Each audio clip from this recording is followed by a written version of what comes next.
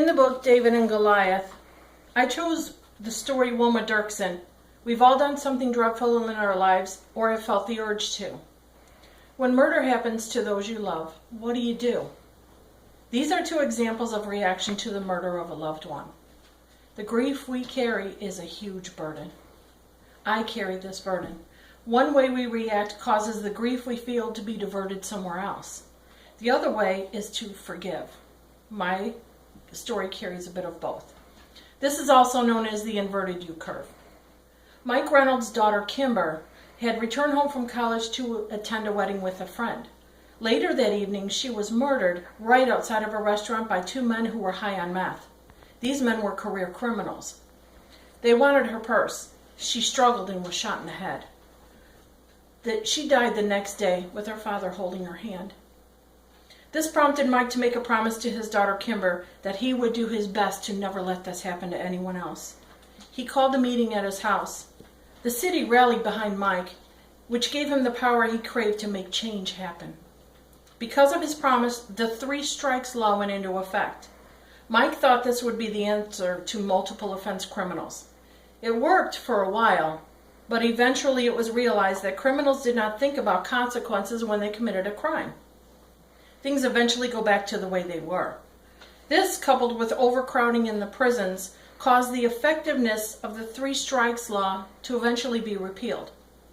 Mike is unhappy. His life has been centered on keeping the promise he made to Kimber. This is called the inverted U curve. Wilma Dirksen's story is a bit different, but also the same. Her daughter Candace was at school and needed a ride home. Wilma worried about the time constraints with having to pick up her husband, bundle the 2 small hungry children, and picking up her daughter Candace. She decided to ask her daughter if she had money for the bus. Her daughter did. Her daughter never made it home. She was bound and left to freeze to death. Wilma City reacted the same way as Mike Reynolds City, but instead of rallying for justice, something different happened.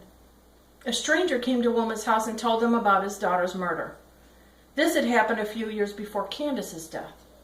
He told them the story because he wanted them to know what would lie ahead for Wilma and her family if they followed the same path. The stranger had reacted the same way Mike Reynolds did, and his life ended up falling apart. When the press questioned Wilma about how she felt, her response was, "We found her." They wrapped themselves in family for comfort.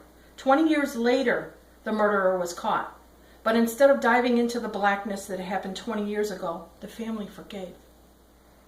I can relate to the story because my ex-brother-in-law, Ray, was murdered in 1988. This is a picture of Ray. They did not find Ray's body for 4 days. The people responsible for the murder were caught within 5 days of his death. It was very gruesome. He didn't deserve to die that way. He had 2 daughters that he loved very much, but was separated from his current wife. It hit me like a ton of bricks. I cried for days, and I couldn't function. When the news came that they had found him and caught the people responsible, I wanted them to pay for the crimes. I was very angry, and I couldn't wait for the trial. I tried to forget that terrible time in our lives. The trial was held, and I was happy when the murderers received the maximum sentences for the crimes. But the story refreshed my memory. I looked up my ex-brother-in-law on the internet, and one of the first things that came up was People versus Taylor under the website Legal Inc. I was taken back to 1988. This is very descriptive. I have a hard time trying to find the forgiveness that these people need.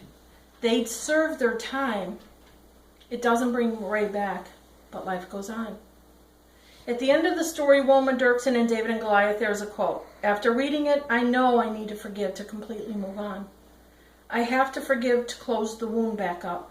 Would you forgive or dive into justice? In David and Goliath, David chose the same path as Wilma. He knew he was small, he did not have the same equipment as Goliath, and knew there was a chance he would not survive. But he had faith in himself and knew his skills and his practice were expert. He trusted himself to handle the situation to the best of his ability.